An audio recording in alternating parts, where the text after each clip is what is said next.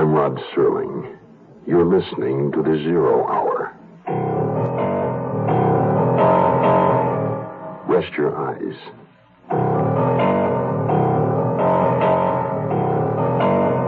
Exercise your imagination. This week, Kenneth Fearing's study of a deadly obsession. Desperate witness.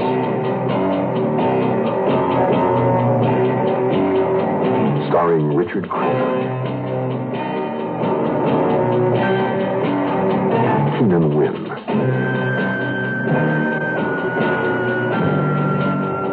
And Julie Adams.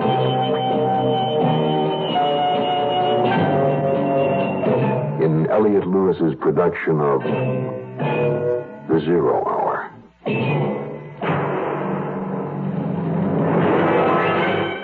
The Mutual Broadcasting System presents The Zero Hour.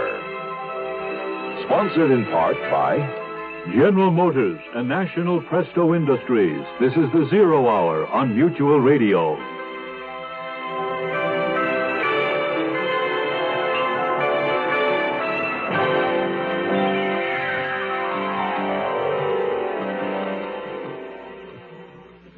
George Stroud, a man in the middle, trapped by his own knowledge of events and the unrelenting hands of time.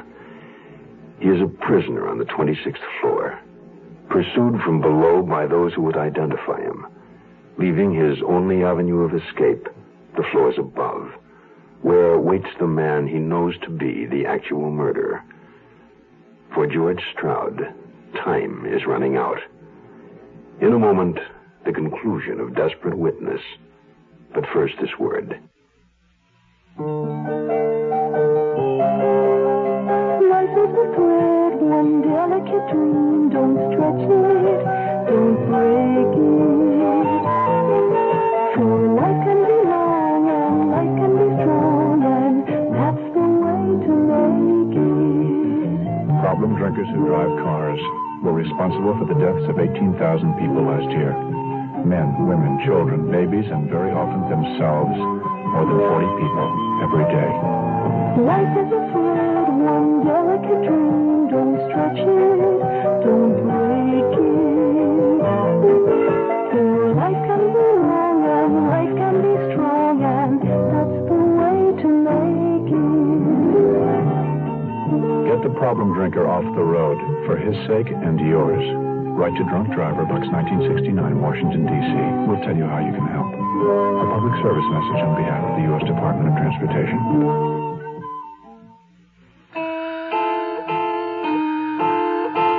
Sometime very early, I woke on the couch that I'd moved into my office. Put on my shoes and necktie. The only clothing I'd removed. And in a mental cloud, I went to my desk. A few minutes past 8. The day was the day. I still didn't know how I'd meet it, but I knew it was the day. The police would finish the checkup in Albany. Roy would follow up with a laundry mark on the handkerchief. And somebody would think of combing the building. Oh, boy. There are a lot of unexpected... Shortly before 9, the rest of the staff began to assemble. Leon Temple, Mafferson, Eddie, Roy. Why don't you go home, George? There's nothing you can do here now, is there? No, I'm staying. You want to be in at the finish, right? Right. I don't understand it. What don't you understand, Henry? Why this guy hasn't come out? He's here, but where is he? Well, maybe he left before we threw a line around the place. No, not a chance. Well, he may have simply walked in one door and out the other. Perhaps he knew he was being followed. Oh, no. I'm the one who had the first contact. I know. That porter followed him right to the elevator. He took an express. He could be anywhere above the 18th floor. For all we know, he's somewhere up here in our own organization. But what can we do about it? He'll show. I thought time was of the essence. It is. Oh, what is it, Roy? Huh? What's the matter? That painting. The one the man bought? No, the one on the wall there. Oh, that one. What about it? Well, just that... we've all been in and out of here every day for a week. I don't think any of us recognized it's the same style as the Judas. We can't all be art critics. All right, come on. It's time to spell the guys downstairs. Wait, George, it occurs to me that if he doesn't show... If he doesn't show, what?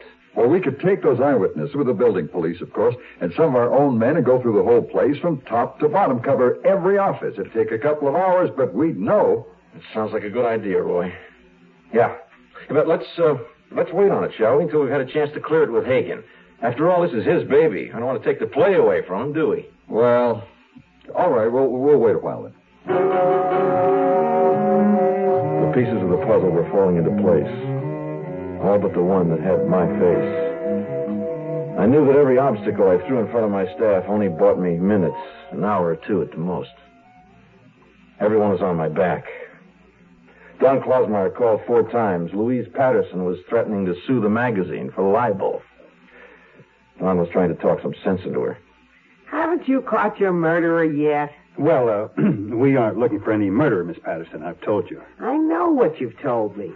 Think I got a memory like a sieve? We've located the man who bought your picture, Miss Patterson. We believe we know where he is, and he'll be found at any moment. And we wish you'd come to the office so you can identify him. Of course, we'll pay you for your time and trouble. We'll give you $100 if you'll help us.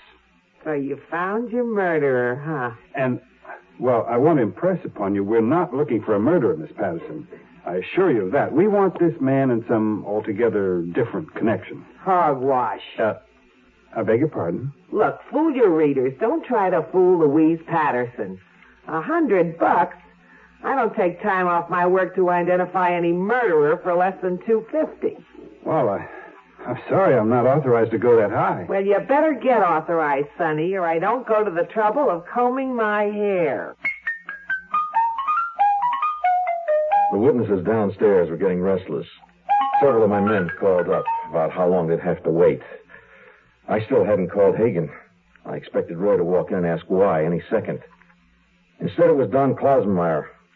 He didn't have to tell me who was with him. I could hear her in my outer office through the door. Can you imagine offering $100? Look at the money they spend around here for furniture. I've got Patterson outside. What's she doing up here, Don? The witnesses are all supposed to be in the lobby, covering the elevators, the stairways, the exits. Oh, she's willing to help identify her man, but she wants a chair with a footstool, an ashtray, a pot of coffee, and $250. $300. George, this is Miss Patterson, the artist. I stood up.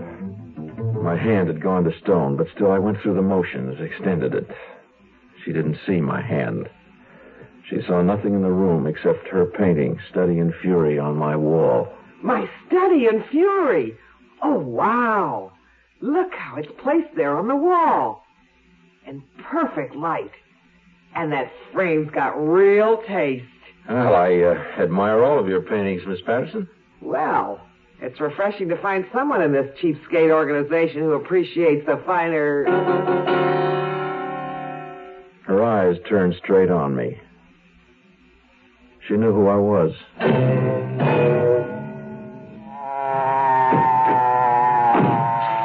Well, officer, what on earth can I do for you? I wasn't going too fast, was I? Yes, ma'am. License, please? Here.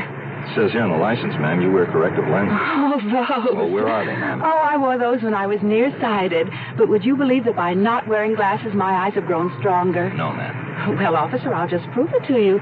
The license on your car is P77548. I know, ma'am, but that's 10 feet away. What about that sign down the road there? How can you expect me to read anything that far away? Ma'am, even if you have 20/20 vision, driving 60 miles an hour, you've got just 4 seconds to read that sign. Half that if it's at night. Okay, officer, I'm guilty. Give me my ticket. Look, I'll tell you what, ma'am. If you have your glasses with you, put them on and I'll let you off with just a warning. Oh, I do have them. There, how's that look? Very pretty, ma'am. Now read me that sign down the road. Okay. It says, road ends 500 feet. Oh, no. This message was brought to you by the General Motors Corporation. We'll return to our story in a moment. This land is your land. This land is my land. From California to the New York Island. From the Redwood Forest to the ocean water. This land was made for you and me. America, the greatest nation on earth. But as our country continues to grow, it must face the problems of expansion, such as the now ominous shortages of fuel and energy. There are ways you can help conserve these vital resources. Reduce thermostat settings by 2 or 3 degrees. Shut off lights and heat in rooms not in use, and reduce the consumption of electricity in late afternoon or evening. Remember, in conserving fuel and energy, you help yourself and your community. This land was made for you and me.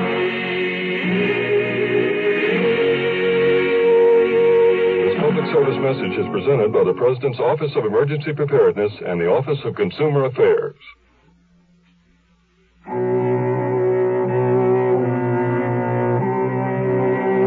Louise Patterson hesitated for no more than a heartbeat. Mine. There was no question that she'd recognize me, none whatsoever. I waited the eternal moment for her to say, "This is the one, this is the man you're looking for that beat me out of my own painting for $50. Hang him." And while I waited for the trap to be sprung, Klausmeyer added to my anguish. Hey, that's where I saw the painting that reminded me of her other one. Right here on your wall. I knew I'd seen it somewhere. I think I've looked at it every day and not been aware of it. Why didn't you tell us you had a Patterson, George? Oh, why? This painting isn't missing. I assumed you all knew I had it. It's been hanging there for over 2 years. Yeah, but why didn't you tell us that she had painted it? What was there to tell? I liked it. I bought it. It's been there ever since. Would you care for a drink, Miss Patterson? Anything. A double anything. Surely. It's very kind of you to help us. I imagine Don explained what we're doing. You're looking for a murderer. Oh, we're looking for a man. Yes, I know. I know everything. Mr. Stroud, I really do. I don't doubt it. I'm sure you do, Miss Patterson. And to think you have my study in fury. I live with it every day of my life. I love it. You do? You really do? Completely. I like all of your work. I have 4 or 5 hanging at home. I'm, as you might say, a kind of a one-man Louise Patterson fan club. Well, where the hell's my study in fundamentals? The one your lousy magazine calls Judas. I told her we'd try to get it back for her, George. You promised me. I didn't say we had it, Miss Patterson. I meant that if we found the man, we'd automatically find the picture. Oh, yes, that does make sense. Doesn't it, Mr. Stroud? Or do you think, as I do, Mr. Stroud, that the man, this murderer, to keep from being discovered, has probably already destroyed the painting? No, Miss Patterson, I don't think so. I have reason to believe your painting is quite safe. Unless, of course, the man should get nervous. But I fully believe it'll be recovered, provided everything else goes off all right. Do you fully understand? Well, I'll tell you one thing, Mr. Stroud. It had damn well better be safe since your magazine has set its value at priceless. Oh, we're very careful about things like that, Miss Patterson. Here, let me refresh your drink. Rye this time. You know, you hung that painting beautifully. You have a very good eye. Well, I could do no less for such a distinctive work of art. Of course you couldn't.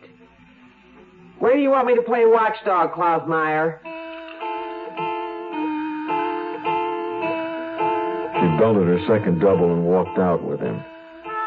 It was a reprieve, and I'd won it by sheer blackmail. Artists are curious. The slim thread that I'd framed her painting well and that I was a collector, even in a minor way, kept her quiet. I knew why she hadn't identified me.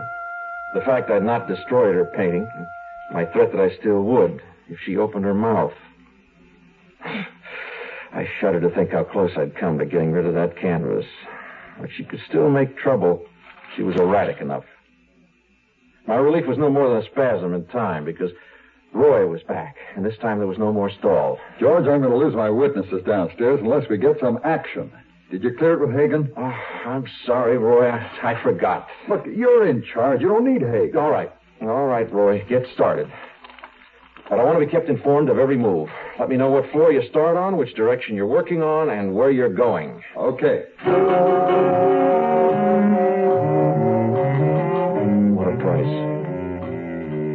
I wonder if any other man on earth has ever watched his whole life go to bits and pieces, carrying with it the lives of those close to him without a silent protest.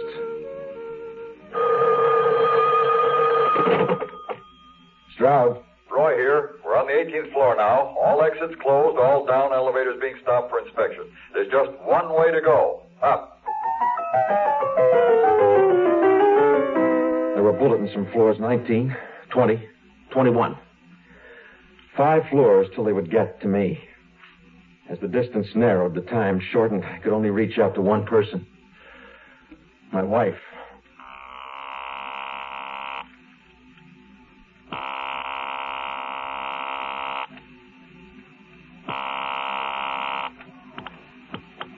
Hello? Georgette? Who were you expecting? Hello, why were you running? Oh, I was outside. You know, a gopher ate the roots of our baby elm tree. It just fell over. I'm sorry, hon. I'll get you another one, huh? Oh, I'm so sorry.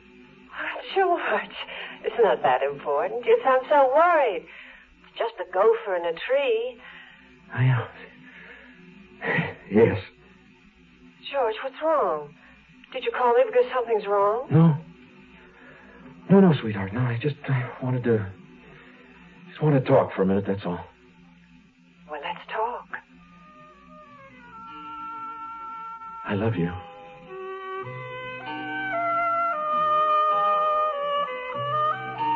After I hung up, I sat there. Where would I go now? What would I fight with? I had to make one last desperate effort to put it all together. To survive.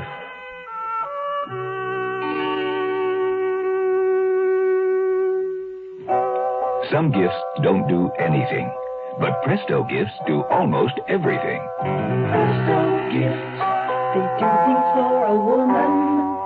Give her the Presto slow cooker. It browns the meat, then simmers the complete meal for her for hours, even while she's gone all day. No watching or stirring. Presto gifts, they do things for a woman. Give her a Tilton Store portable range, the lightweight electric range she can take anywhere, and she can tilt it up for compact and easy storage. Presto gifts, they do things for a woman. Give her Presto's Create and Serve pan, the all-in-one pan that cooks and serves almost any dish, from stews to fondues, right at the table. This year, give the gifts that do almost everything. Give Presto gifts. Presto gifts, they do things for a woman. The Zero Hour continues after this. Ladies and gentlemen, Barbara Streisand. Children. Mentally retarded children. There are so many causes of mental retardation. Some we know, some we don't. I can't say to you if you do this or if you do that, you won't have a retarded child. But through research, we hope one day to be able to say that. In the meantime, there's the help we can give to those already born mentally retarded, because the retarded can be helped, but it takes a lot of money. If you'd like to cut the odds a bit in favor of the next mother and father who will bring a child into this uncertain world, whether it's your child, a grandchild, or the child of a friend, support the work of your local association of the National Association for Retarded Children. Cast a little bread upon the waters.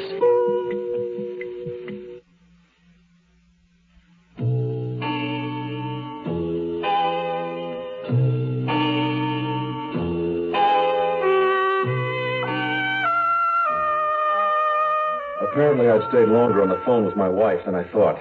The phone hadn't been in its cradle more than 10 seconds when there was another bulletin from Roy. We're starting the 22nd floor now, George. That's fine, thanks. The choice was simple. It was Janet or me. I got up out of my chair and I headed to the elevator with a half-formed idea that there might be some safety in the very heart of the enemy's territory. Steve Hagen's at Janet's offices on the 32nd floor. Inside the elevator, I punched the button. And I was alone. In the steel box, a momentary haven. I leaned against the wall and I closed my eyes and I tried to shut it all out. I heard the doors open, stepped out, and I started toward the executive offices. But these weren't the executive offices. This was the accounting floor. The 22nd floor. Without realizing it, I'd punched the wrong button and I'd gone down. I could hear their voices coming up the stairwell. I raced back to the elevator and I punched the up button. There's someone getting in the elevator. I held my finger on the button, but the elevator didn't move. I could hear them through the door. He went in here. I saw him. Did you recognize him? No, I didn't. After an interminable moment, I was going up. Even though no one had recognized me, I got off at the 31st floor, I punched the elevator down, and I walked up to the 32nd. I had to sit in Hagen's outer office. Janeth was inside, but the secretary refused to announce me. Big conference going on. I waited, pacing all the time up and back in the reception room, wondering what floor of the pack had reached by now. I was looking out the window when I heard a door open. For a moment, I thought they'd reached here. It was Steve Hagen. George, I've been trying to reach you. Come on in. In Hagen's office, besides Hagen, the office held Earl Janeth, several big stockholders, editors, lawyers for both sides, and Fred Steichel, managing editor of Jeanette Donahue. All of them looked slightly embarrassed, except Steichel, who seemed apologetic, and Janeth, who radiated more than his customary assurance. He came forward and he heartily shook my hand. And I saw that the self-confidence was instead nervous tension mounting to near hysteria. George, I'm very glad to see you. You can frame what I'm about to say on paper and issue a bulletin to the entire staff. I'm terribly sorry I couldn't have had the pleasure of speaking to each and every one of them personally. I have consented to step aside and prevent a merger with the firm of Jeanette Donahue. The entire staff stays on. I hope they'll all give Mr. Steichel the same loyalty they gave to me and to Steve. Everybody shook hands. It was all very polite. And they left, leaving Hagen, Janeth, and myself. And they just stood and looked at each other in shock. It was as though they'd forgotten I was there. The door opened before I could get to it. It was Roy. Behind him were a porter from Gill's and a waiter from the Van Barth. We've drawn a blank so far, George. Only thing left of these offices. I think we should go through them thoroughly. Now, drop it, Roy. The assignment's killed. What? You mean send them all away? That's right, send them all away. The conspiracy problem's resolved. Janeth Enterprises is under new management. But what about the witnesses? You can't just take the time like this. There's $20 extra. I'll sign the vouchers later. What? Well, that's what Mr. Hagen wants. That's what he wants. Hello? Yes, who's there? It's for you, Stroud. No? Mr. Stroud, you're a tough man to find. Who is this? The cabbie on 58th Street, remember? You done sent me the other 20. I found your man. My partner picked up the guy you were looking for Saturday night around 10:30. He identified him from the picture you gave me. When are you coming by, huh? I'll be there tomorrow morning. Thanks.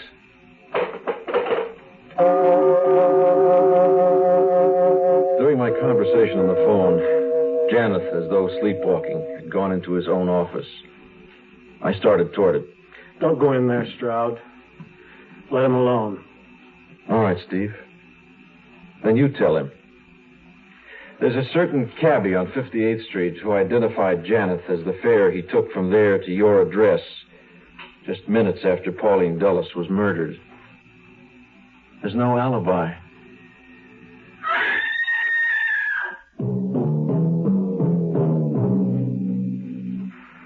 Janeth never got the message. Just how long it took him to fall 32 floors, I don't know. But it was all over for Earl Janeth. The crowd was still milling around when I came out of the building for the first time in 2 days. The news flash was already on the radio as I walked into the nearest bar. Belted a couple of drinks. Louise Patterson was in there. Well, I'll buy you a drink after that circus in the street. Then I want my painting back. You mean the Judas? You know what I mean. I mean my study in fundamentals. Where is it? What have you done with it? Nothing. It's home. Why would I have destroyed it? Because it proves you killed Pauline Dillon. I didn't kill her. Then why were we looking for you? To find the painting. Remember, it's priceless. Double talk.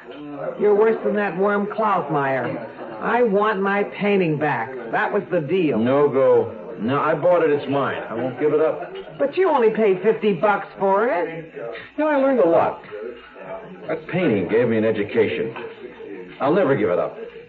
I'll tell you what I'll do, though. I'll give you the one in my office, the Study in Fury, and one of the others I have at home in trade. 3 others. 2. I'll drink to that. I can't get over it. Your boss jumps from the window because his business collapsed. Everyone has his own reason. I don't understand that. My business comes apart every time I finish a painting. You're luckier than he was. Well, thanks for the drink. Have another? No, thanks. I'm going home. Where every good married man should go. You think they'll ever find who killed that woman? Probably. It won't matter now.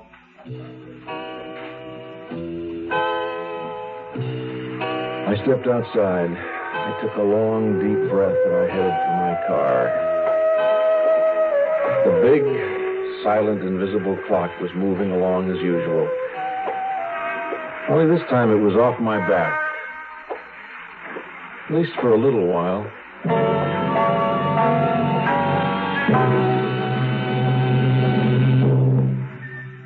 You are listening to Mutual's presentation of The Zero Hour.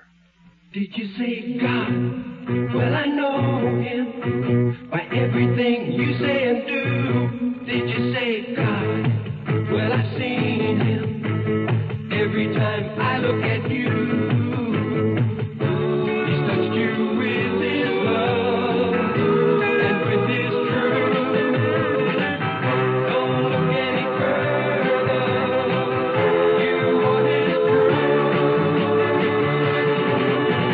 This hand in your hand in my hand. Can you hear the music play? Brother to brother, helping each other. You know we're gonna find a way. This hand in your hand in my hand. Can you hear the music say? Sisters and brothers loving each other. We're gonna make a better day. This message is brought to you by Religion in American Life. Hi, this is Buddy Merrill from the Lawrence Welk Band, and I'd just like to say, if you're a veteran just returning to civilian life, the Veterans Administration urges you to take advantage of your rights under the GI Bill. If you need additional education, you may have as much as 36 months of schooling coming to you. If you haven't finished high school, you may do so and still have your full GI school time coming to you for college or other education. You get paid every month while you work toward your diploma. So, why not get on with that GI schooling? Don't let the opportunities that could be yours pass you by because you aren't prepared. Don't let the rights you earn while in uniform go unused. This is Buddy Merrill saying, get full information from VA. Get started in school under the GI Bill and follow the road to success that millions of veterans have taken. That concludes this week's production of The Zero Hour, Kenneth Fearing's Desperate Witness. Next week, we'll begin another exciting dramatization of a tale of mystery and suspense. We'll tell our story in 5 days, at the same time, Monday through Friday. So on Monday, rest your eyes and listen here to The Zero Hour. I'm Rod Serling. Today's episode brought to you in part by General Motors and National Presto Industries. This is The Zero Hour on Mutual Radio.